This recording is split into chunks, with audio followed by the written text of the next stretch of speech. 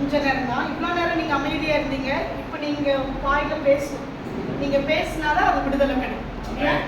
இப்போ நம்ம என்ன பண்ண போகிறோம் அப்படின்னா, சிலுவையின் மூலமாய் நமக்கு கிடைத்த விடுதலைகளை நம்ம அறிக்கை பண்ண போகிறோம். சரிங்களா? ஆண்டவர் நிறைய விடுதலைகளை சிலுவையில் நம்ம பண்ணியிருக்கிறார் இல்லையா? அதை குறித்து தான் நம்ம இன்னைக்கு தியானிக்க போகிறோம். நீங்கள் உங்கள் வாயில் அறிக்கை பண்ணும்போது உண்மையாகவே இன்று நீங்கள் விடுதலையோடு கடந்து போவீங்க அப்படிங்கிறதுல எந்த சந்தேகம் கிடையாது. சரிங்களா? வசனம் சொல்லுது, நம்ம ரட்சிக்கப்படும் போது எப்படி நம்ம இருதயத்தில் விசுவாசித்து வாயில் அறிக்கை பண்ணுறோமோ அதே போல் நீங்கள் இப்போ நீங்கள் என்ன கேட்குறீங்களோ உங்கள் ஞாபகத்தில் நீங்கள் கேளுங்க. ஆவியானவரே, நான் எதெல்லாம் என் வாழ்க்கையில் நான் அறிக்கை பண்ணாமல் இருக்கிறேனோ அது எனக்கு ஞாபகம் பண்ணுங்க அப்படின்னு நீங்கள் கேட்டிங்கன்னா ஆண்டவர் உங்களுக்கு ஞாபகப்படுத்துவார். அதை நீங்கள் அறிக்கை பண்ணும்போது உண்மையாகவே நீங்கள் விடுதலையோடு போவீங்க. சரியா? நம்ம ஒரு வசனத்தை வாசிக்கலாம். நீதிமொழிகள் 28ஆம் அதிகாரம் 13வது வசனத்தில் நம்ம வாசிக்கிறோம். தன் பாவங்களை மறைக்கிறவன் வாழ்வடைய மாட்டான், அவைகளை அறிக்கை செய்து விட்டு விடுகிறவனோ இரக்கம் பெறுவான். தன் பாவங்களை மறைக்கிறவன் வாழ்வடைய மாட்டான், அவைகளை அறிக்கை செய்து விட்டு விடுகிறவனோ இரக்கம் பெறுவான் என்று வாசிக்கிறோம். வசனம் சொல்லுது, பாவங்களை நம்ம என்ன செய்யணுமாமா? அறிக்கை செய்யணும். அப்போ இயேசு கிறிஸ்து சிலுவையில் என்ன பண்ணார் அப்படின்னா, பாவத்திலிருந்து நமக்கு என்ன பண்ணியிருக்கிறாரு? விடுதலை கொடுத்திருக்கிறார். அப்போ இப்போ நீங்கள் என்ன செய்யணும் அப்படின்னா, உங்கள் பாவங்களை நீங்கள் என்ன பண்ணணும்? அறிக்கை பண்ணணும். ஒருவேளை இன்னைக்கு காலையில் நீங்கள் வரும்போது ஒரு சண்டையோடு நீங்கள் வந்திருக்கலாம், கோபத்தோடு நீங்கள் வந்திருக்கலாம், வைராக்கியத்தோட வந்திருக்கலாம், மற்றவங்களை பழிவாங்கணும் அப்படிங்கிற ஒரு நினைவு உங்களுக்குள்ள வந்திருக்கலாம். ஒருவேளை நீங்க தூங்கி காலையில எந்திரிச்சு ஆண்டவரே நீங்க கூப்பிடும் போது உங்களை அறியாமலே உங்களுக்குள்ள ஏதாவது ஒரு பாவங்களை ஆவியானவங்களுக்கு என்ன பண்ணிருக்கலாம்? ஞாபகப்படுத்தி இருக்கலாம். அதை நீங்க என்ன பண்ணலாம் அப்படின்னா, நீங்க அறிக்கை செய்யும் போது ஆண்டவர் உங்களுக்கு பாவத்திலிருந்து என்ன பண்ணுவாரு? விடுதலை கொடுப்பார். சிலுவையில் ஆண்டவர் எல்லாவற்றையும் செய்து முடித்துட்டாரு. பாவங்களிலிருந்து ஆண்டவர் நமக்கு விடுதலை கொடுத்துட்டாரு, உண்மைதான். ஆனா சில பாவங்கள் நம்ம என்ன பண்ணாம இருக்கிறோம்? அறிக்கை பண்ணாம இருக்கிறோம். வசனம் சொல்லுது, பாவங்கள் வாசப்படியில் என்ன பண்ணிருக்குமாமா? படுத்திருக்கும். நீங்க அறிக்கை பண்ணாத பாவங்கள் வாசப்படியில படுத்திருக்கும். நீங்க அறிக்கை செய்யாத பாவங்கள் உங்களை என்ன பண்ணுமாமா? தொடர்ந்து பிடிக்கும். வேதத்துல வாசிக்கிறோம். ஒரு நிமிஷம் உங்களை கண்களை மூடி எல்லாருடைய வாயிலும் திறந்து, ஆண்டவரே, நான் ஏதாவது பாவங்களை சின்ன வயசுல இருந்து இந்நாள் வரைக்கும் செய்த பாவங்களை நான் அறிக்கை பண்ணாம இருந்தேன்னா தயவு செய்து எனக்கு மன்னிங்க ஆண்டவரே. நீ கல்வாரி சிலுவையில ஒரு பெரிய விடுதலை நீங்க உண்டு பண்ணியிருக்கீங்க இல்லையா ஆண்டவரே? அந்த பாவத்தை, இந்த என்ன பாவம் உங்களுக்கு ஞாபகம் வருதோ ஆண்டவரே, இந்த பாவத்தை நான் அறிக்கை செய்யறேன்னு சொல்லுங்க. வாலிப பிள்ளைகள் இருக்கிறீங்க, சிறு பிள்ளைகள் இருக்கிறீங்க. ஒருவேளை இந்த வாலிப வயசுல உங்களுக்குள்ள உங்க சிந்தனையில இச்சைகள் வரலாம். ஒருவேளை பேரண்ட்ஸ்க்கு விரோதமா சில மறைவான காரியங்களை நீங்க செய்யலாம். பேரண்ட்ஸ்க்கு தெரியாம செய்கிற காரியங்கள் எல்லாமே அது பாவம் தான். அடுத்தது சின்ன பிள்ளைகள் இருக்கிறீங்க, நீங்க பொய் பேசுறது, திருடுறது, பெற்றோரை எழுத்து பேசுறது, இது எல்லாமே ஒரு வித பாவம். எல்லாருடைய வாய்களும் திறக்கட்டும். நீங்க வாய்களை திறந்து அறிக்கை செய்தால் மட்டும்தான் இதுல இருந்து விடுதலை பெற முடியும். இல்ல ஆண்டவருடைய பாவத்திலிருந்து ஆண்டவர் எனக்கு விடுதலை கொடுத்துட்டாருன்னு சொல்லி நீங்க அமர்ந்திருந்தா வசனம் சொல்லுது, உங்களை நீங்களே வஞ்சிக்கிறவர்களா இருப்பீர்கள் என்று சொல்லுது.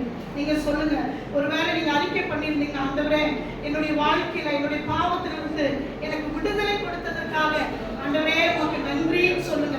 ஏன்னா பாவம் உங்க வாழ்க்கையில பின் தொடர்ந்துச்சு அப்படின்னா அது ரொம்ப கஷ்டமான சூழ்நிலையில போயிடும். ஒரு துக்கத்தோட நீங்க வந்திருக்கலாம், பாவம் உங்களை அடுத்துக்கிறதா இருக்கலாம். ஒருவேளை வயதான பெற்றோர்கள் இருக்கிறீங்க, கணவன் மனைவி இருக்கிறீங்க, உங்களுடைய வாழ்க்கையில நீங்க ஏதாவது கருக்கடைப்புகள் செய்திருக்கலாம்.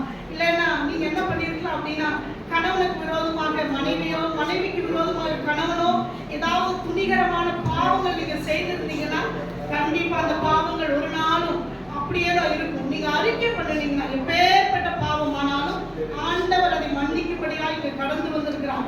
நீங்க சொல்லுங்க, அப்பா, நான் துணிகரமான பாவம் செஞ்சுட்டு ஆண்டவரே, அப்பா, நான் எனக்கு மனைவிக்கு தெரியாம ஆபாச படங்கள் நான் பார்த்திருக்கிறேன், இந்த யூடியூப்ல தேவையில்லாத காரியங்களை என் கண்ணுனால நான் பார்த்திருக்கிறேன், என் வாயினால நிறைய கெட்ட வார்த்தை நான் பேசியிருக்கிறேன் ஆண்டவரே, நான் தேவையில்லாத வார்த்தைகளை என் காதுல கேட்டிருக்கிறேன், உங்களுக்கு பிரியமில்லாத இடத்துக்கு நான் போயிருக்கிறேன். வாலிப பிள்ளைகள் அறிக்கை பண்ணுங்க. ஃப்ரெண்ட்ஸ் கூட நீங்க எங்கெல்லாம் போனீங்களோ அது எல்லாம் நீங்க அறிக்கை பண்ணுங்க.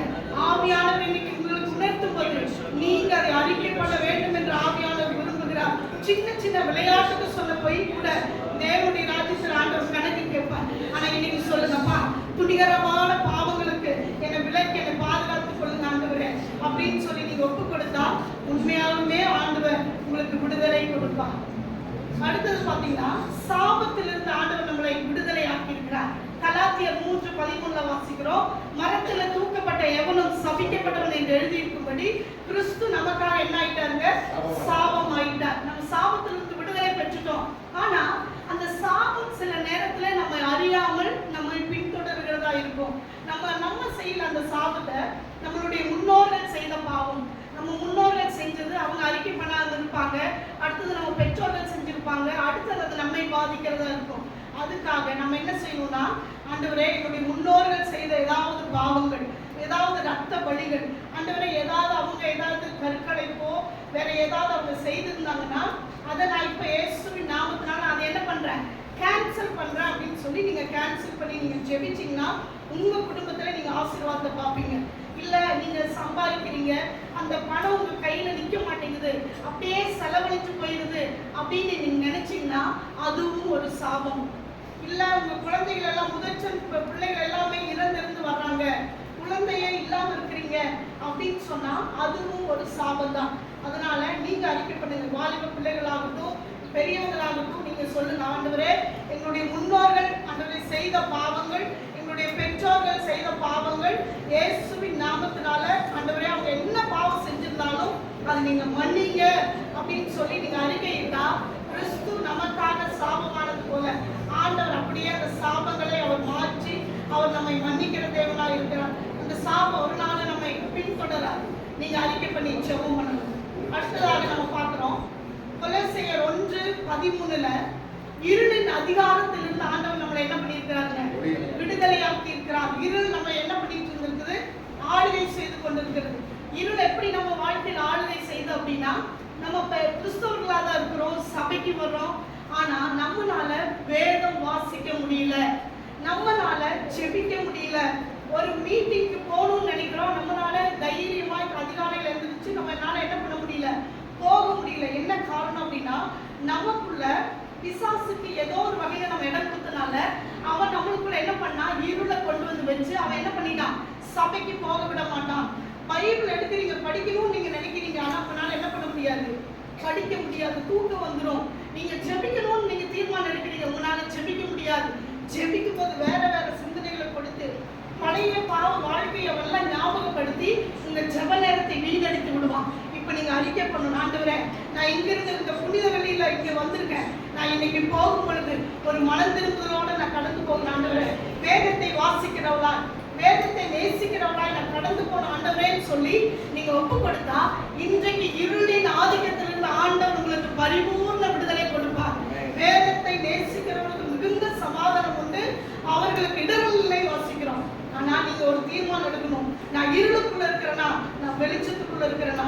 இருளுக்குள்ள இருக்கிறீங்க அப்படின்னா இன்னைக்கு நீங்க ஒரே ஒரு தீர்மானம், அப்பா உங்க வேதத்தை நான் நேசிக்கிறேன், ஜெபிக்கிறக்கு ஆண்டவரே என்னுடைய முழங்கால நான் முடக்கிற ஆண்டவரே அப்படின்னு சொல்லி நீங்க ஒப்பு கொடுத்தா உங்க வாழ்க்கையில ஆண்டவர் பெரிய காரியங்களை செய்வார். குடும்பங்களா இங்க கடந்து வந்திருக்கிறீங்க இல்லையா?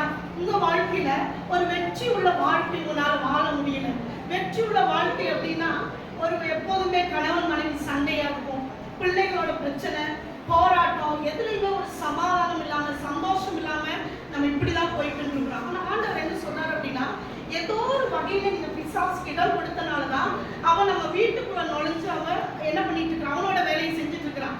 அந்த இருதயத்துல அவன் பிசாசு கலைகளை விதைச்சுட்டே இருப்பான். சில நேரத்துல நீங்க இடம் கொடுக்க அவன் என்ன பண்ணுவான்? அவன் அப்படியே போய் இருதயத்துக்குள்ள வந்து உட்கார்ந்துருவான். அவன் என்ன சொல்றானோ அதைதான் நீங்க கேட்கிற மாதிரி மாறி. ஆனா இன்னைக்கு உங்களுடைய இருதயத்தை திறந்து ஆண்டவரை சொல்லுங்க, ஆண்டவரே நான் ஏதாவது ஒரு வகையில உங்களுக்கு இடம் கொடுத்திருக்கலாம், பார்வையினால இடம் கொடுத்திருக்கலாம், நாங்க ஏதாவது கெட்ட விஷயங்கள் கேட்டனால நான் உங்களுக்கு இடம் கொடுத்திருக்கலாம், உங்களுக்கு பிரியம் இல்லாத இடத்துக்கு நான் போனதுனால என்னுடைய காலில் நான் உங்களுக்கு இடம் பிசாசுக்கு நான் இடம் கொடுத்திருக்கலாம். ஆண்டவரே என்னுடைய இருதய கதவை நான் உங்களுக்கு ஒப்பு கொடுக்குறாண்டவரேன்னு சொல்லி நீங்க ஒப்பு கொடுத்தா உண்மையாலுமே ஆண்டவர் உங்களுக்கு இருளின் ஆதிக்கத்திலிருந்து ஆண்டவர் விடுதலை கொடுப்பான். சின்ன பிள்ளைகள் இருக்கிறீங்க, சின்ன பிள்ளைகள் பிசாசுக்கு நீங்க இடம் கொடுக்கிறது ரொம்ப எளிது. எப்படின்னா காலையில எழுந்திரிச்சோன்னா அம்மா அப்பா சொல்லுவாங்க, பைபிள் படிங்க, ஜெபிங்க, முழங்கால் போட்டு ஒரு நிமிஷம் நீ ஜெபம் பண்ணு அப்படின்னு சொல்லும்போது நம்ம பேரண்ட்ஸ் நம்ம என்ன பண்றோம்? அலட்சியப்படுத்துறோம், அவங்க உதாசீனப்படுத்துறோம். ஆனா ஆண்டவர் சொல்றாரு, ஈஸியா பிசாசு உங்களை என்ன பண்ணிடுவான்? அட்டாக் பண்ணிடுவான். அதனால நீங்க என்ன செய்யணும் அப்படின்னா, இந்த இருள் பிசாசானவனுக்கு நீங்க ஒரு நாள் என்ன பண்ணக்கூடாது? இடம் கொடுக்க கூடாது. நீங்க சொல்லணும், ஏசப்பா சின்ன பிள்ளைகள் எல்லாரும் அறிக்கை பண்ணுங்க, ஆண்டவரே நான் இன்றையிலிருந்து நான் உங்க வார்த்தையை வாசிக்கிறதுக்கு நான் ஒப்பு கொடுக்கிறேன் ஆண்டவரே. நீங்க என் கூட பேசுறது நான் கேட்கறதுக்கு நான் ஆசைப்படுறேன் ஆண்டவரே. என்னோடு நீங்க பேசுங்க. எனக்குள்ள இருக்கிற இருள் இயேசுவின் நாமத்தினால மாறட்டும்னு சொல்லி நீங்க ஒப்பு கொடுத்தா உண்மையாலுமே உங்களுடைய வாழ்க்கையில இருளின் ஆதிக்கங்கள் மாறும். அடுத்தது பாத்தீங்கன்னா ஆண்டவர் யாத்திராகமம் புஸ்தகம் 15ஆம் அதிகாரம் 26வது வசனத்துல வாசிக்கிறோம். வியாதியிலிருந்து ஆண்டவர் நமக்கு என்ன பண்ணியிருக்கிறாங்க? விடுதலை கொடுத்திருக்கிறார். அவர் சொல்லியிருக்கிறாரு, எகிப்தியருக்கு வரப்படுகிற வியாதிகளில் ஒன்றை நான் உனக்கு வரப்பண்ணேன், நானே பரிகாரின்னு சொல்லியிருக்கிறார். ஆனா சில வேளைகளில பிசாசானவன் நம்மளுக்கு வியாதிகளை கொடுத்து என்ன பண்ணிட்டு நம்மளுடைய உடம்பை தளர்த்திடுவான். நம்மளுக்கு பலவீனங்களை கொடுத்து செயல்பட முடியாதபடி, ஆண்டவருடைய காரியத்துல உற்சாகமா இருக்க முடியாதபடி நம்ம என்ன பண்ணிடலாம்? தளர்த்தி வச்சிடலாம். ஆனா இன்னைக்கு நீங்க அறிக்கை பண்ணணும். ஆண்டவரே நீங்க சொல்லிட்டீங்க இல்லையா, அந்த வசனத்தை நீங்க அறிக்கை பண்ணணும். எகிப்தியருக்கு வரப்படுகிற வியாதிகளில் ஒன்றை நான் உங்களுக்கு வரப்பண்ணேன், நானே உன் பரிகாரின்னு சொன்னீங்க இல்லையா, அந்த வார்த்தை நான் அப்படியே நான் ரிசீவ் பண்றாங்க. நீங்க வாழ்க்கையில நீங்க பரிகாரியா இருந்ததற்காக நன்றி. என் வாழ்க்கையில இருக்கிற எல்லா பலவீனங்களையும் நீங்க எடுத்துக்கொண்டதற்காக நன்றி. ஆண்டவரே உங்களுடைய வார்த்தையை அனுப்பி என்னை குணப்படுத்துவதற்காக நன்றின்னு சொல்லுங்க. ஒருவேளை நீங்க யாராச்சும் பலவீனத்தோட நீங்க வந்திருக்கலாம், சோர்வோட வந்திருக்கலாம். இந்த பலவீனம் எனக்கு எப்ப மாறும் ஆண்டவரே? என் வாழ்க்கையில எப்ப ஃப்ரீயா உங்களை நோக்கி பார்க்க முடியும் ஆண்டவரே? எப்ப உங்களை நான் சந்தோஷங்களை ஆராதிக்க முடியும்னு சொல்லி நீங்க ஏக்கத்தோட நீங்க வந்திருக்கலாம். பிசாசு உங்களை பலவீனப்படுத்தி படுத்தியாக்கி உங்க வாழ்க்கையில இயேசுவை பார்க்க கூடாது, இயேசுவோட உறவாட கூடாதுன்னு சொல்லி முடக்கி வைத்திருக்கிறார். ஆனா ஆண்டவர் இன்னைக்கு சொல்றாரு, நீங்க சொல்லுங்க, உங்க வார்த்தை அனுப்பி எனக்கு குணப்படுத்துங்க ஆண்டவரே. நீங்க நான் விசுவாசிக்கிறேன், நீர் என்னுடைய பரிகாரி ஆண்டவரே. வசனம் சொல்லுது, மனுஷன் அப்பத்தினால மாத்திரம் அல்ல, தேவனுடைய வாயிலிருந்து புறப்படுகிற ஒவ்வொரு வார்த்தையினாலும் பிழைப்பான்னு சொல்லிட்டீங்களே, அந்த வார்த்தையை அப்படியே நான் ரிசீவ் பண்றேன்னு சொல்லுங்க. ஒரு நோயும் உங்களை அணுகாது. ஏசாயா 53:5 சொல்றாரு, உடைய தழும்புகளால் நாம குணமாயிருக்கிறோம். இந்த வார்த்தையில நீங்க அடிக்கடி நீங்க சொல்ல சொல்ல சொல்ல உங்க பலவீனங்கள் எல்லாம் மாறி போகிறத நீங்க பார்க்க முடியும். கடைசியா ஒரு வசனத்தை வாசிக்க போறோம். எபேசியர் 2ஆம் அதிகாரம் 1லிருந்து 5 வரை வாசிக்கும் போது ஆண்டவர் நம்மை நரகாக்கினிலிருந்து என்ன பண்ணியிருக்கிறாரு? விடுதலை ஆக்கி இருக்கிறார். எபேசியர் 2ஆம் அதிகாரத்துல என்ன வாசிக்கிறோம் அப்படின்னா, அக்கிரமங்களினாலும் பாவங்களினாலும் நம்ம என்ன பண்ணிட்டு இருந்தோம்? மரித்தவர்களாய் இருந்தோம். நம்முடைய மனசும் மாம்சமும் விரும்பினவைகளை செய்து கொண்டிருந்தோம். நம்முடைய மனசு என்ன சொல்லுதோ, நம்முடைய மாம்சம் என்ன சொல்லுதோ அதையும் தான் நம்ம செஞ்சுட்டு இருந்தோம். நம்முடைய இஷ்டப்படி நடந்துட்டு இருந்தோம். நமக்கு எது பிரியமோ, என்னுடைய கண்ணுக்கு எது பிரியமோ, என்னுடைய காலுக்கு எது பிரியமோ, என்னுடைய கைக்கு எது பிரியமோ அதை தான் நம்ம செஞ்சுட்டு இருந்தோம். ஆனா இப்படிப்பட்டவங்க எல்லாம் எங்க போவாங்கன்னு வேதம் சொல்லுது அப்படின்னா, நீங்க எல்லாம் கோபாக்கினின் பிள்ளைகளா இருந்தோம்னு வேதம் சொல்லுது. அப்போ ஆண்டவர் நம்மை சிலுவையில் ஆண்டவர் கொடுத்த விடுதலை நரகத்துக்கு போகிறதுக்கு அல்ல, ஆண்டவர் நம்மை பரலோக ராஜ்யத்துக்கு கொண்டு போகும்படியா ஆண்டவர் நம்மை தேர்ந்தெடுத்திருக்கிறார் இல்லைங்களா? அப்போ நீங்க சொல்லணும், ஆண்டவரே என்னை நரகாக்கினிலிருந்து நீங்க என்ன பண்ணிட்டீங்க? விடுதலை ஆக்கிட்டீங்க அப்படின்னு நம்ம சொல்லணும். ஒருவேளை இந்த நான் பரலோகத்துக்கு போகலாங்கிற டவுட் வந்துச்சு, என்னுடைய வாழ்க்கையை பார்த்தா அப்படிப்பட்ட வாழ்க்கையாவே தெரியல அப்படிங்கிற உணர்வு உங்களுக்குள்ள இருந்துச்சுன்னா, ஒரே ஒரு நிமிஷம் உங்க கண்களை மூடி நீங்க ஜெபிக்கணும். என்ன தெரியுங்களா? ஏசப்பா, நான் ஒரு பாவி ஆண்டவரே, என்னுடைய பாவத்திற்காக நீ சிலுவையில மரித்தீர் என்பதை என்ன பண்றேன்? அறிக்கை செய்யறேன். இப்பொழுதே என்னுடைய இருதய கதவை நான் உங்களுக்கு திறந்து தருகிற ஆண்டவரே, என் உள்ளத்துக்குள்ள வாங்க, வாசம் பண்ணுங்க, என்ன உங்க மகனாடி ஏற்றுக்கொள்ளுங்க ஆண்டவரே. நீங்க சொன்னீங்கன்னா அந்த பெரிய நரகாக்கினிலிருந்து ஆண்டவர் உங்களுக்கு விடுதலை கொடுக்கும்படியா அவர் இறங்கி வந்திருக்கிறார். நீங்க நரகம் சொன்னா சாதாரண நரகம் அல்ல. நம்ம இந்த உலகத்துல பிரச்சனைகள் போராட்டங்கள் பார்த்தாலே நம்ம தோல்வியில தற்கொலைக்கினராய் போறோம். ஆனா அந்த நரகத்தை நம்மளால பார்க்கவே முடியாது. ஒரு நிமிஷம் எல்லாரும் கண்களை மூடலாமா? ஆண்டவரே, நீ சிலுவையில நீர் அநேக விடுதலைகளை எங்களுக்கு கொடுத்திருக்கிறீங்கப்பா, இந்த ஜீவனையே எனக்கு கொடுத்திருக்கிறீங்க ஆண்டவரே. அப்பா, அப்பேற்பட்ட விடுதலையை நான் சுதந்திரத்துக் கொள்ளணும். இந்த வாயில எந்த அளவுக்கு அறிக்கை பண்றீங்களோ அந்த அளவுக்கு நீங்க விடுதலையை நீங்க சுதந்திரிப்பீங்க. வேதம் சொல்லுகிறது, தன் பிள்ளைகளை உணர்கிறவன் யார்? என்கிட்ட இந்த பிரச்சனை இருக்குது ஆண்டவரே, ஆண்டவரே நெகட்டிவாவே நான் யோசிச்சுக்கிறேன், நெகட்டிவான எண்ணங்கள் எனக்குள்ள வந்துகிட்டே இருக்குது ஆண்டவரே. அந்த பாதாள நரகத்துல இருந்து ஆண்டவரே நீ விடுதலை பண்ணும்படியாக நீங்க சிலுவையில ஆண்டவரே உங்களையே ஒப்பு கொடுத்தீங்கப்பா. அந்த சிலுவையில நீங்க செய்த விடுதலை நான் அனுபவிக்கிறதுக்கு என்னை நான் ஒப்பு கொடுக்குற ஆண்டவரேன்னு சொல்லி நீங்க ஒப்பு கொடுத்தா உண்மையாலுமே உங்களுடைய வாழ்க்கை வேறு விதமாய் மாறும். இயேசுவை போல நீங்க மாறிடுவீங்க. ஒரு நிமிஷம் உங்களை தாழ்த்தி ஒப்பு கொடுக்கலாமா? அந்த நரகத்திற்கு நான் போயிடக்கூடாதப்பா, தேவ ராஜ்யத்திற்கு பங்குள்ளவளாய் நான் மாறும்படி என்னை ஒப்பு கொடுக்கிறேன் சப்பா. இவ்வளவு நாள் வாழ்ந்த வாழ்க்கை எப்படியோ நான் வாழ்ந்து காண்கிறேன். இனி நான் நரகத்துக்குரியவன் அல்ல, நரகத்துக்குரியவன் அல்ல, நான் பரலோகத்திற்கு பங்குள்ளவன் என்ற அப்படி ஒரு தைரியமான சாட்சி உங்களால் சொல்ல முடியும் அப்படின்னா நீங்க தான் பாக்கியவான்கள். தேவ சமூகத்தில் ஒப்பு கொடுக்கலாமா? நன்றி ஆண்டவரே. அப்பா, எங்களுக்கு சிலுவையின் மூலமா நீங்க பெரிய விடுதலை கொடுத்துருக்கீங்க இல்லையா? அப்படியே அந்த கல்வாரி சிலுவை நீங்க நோக்கி பாருங்க. அந்த கல்வாரி சிலுவையில நம்மளுக்காய் அடிக்கப்பட்டு நொறுக்கப்பட்டு சிங்காவில வாக்கப்பட்டு ஒரு பெரிய விடுதலையை தேவன் நமக்கு கொடுத்திருக்கிறார் என்று சொன்னால் அதை நம்ம அனுபவிக்காம இருக்க முடியாது. பிசாசு நம்மை அனுபவிக்காத விட மாட்டான். ஆனா இன்னைக்கு சொல்லுங்க, பிசாசை பார்த்து சொல்லுங்க, ஏ பிசாசே, நீ ஒரு நாளும் என்னை நீ ஒண்ணும் செய்ய முடியாது. தேவன் எனக்கு சிலுவையில எல்லா பரிகாரத்தையும் செய்து வைத்து விட்டார். நான் விடுதலை அனுபவிக்க போகிறேன். முன்னால என்னை எதுவுமே செய்ய முடியாது. நீ தோற்று போனவன், நீ தலை நசுக்கப்பட்டவன். இயேசுவின் நாமத்தினால உன் மீது ஜெயம் எடுக்கிறேன்னு சொல்லுங்க. ஆண்டவர் அப்படியே உங்க வாழ்க்கையில பெரிய விடுதலை அனுப்ப போகிறார்.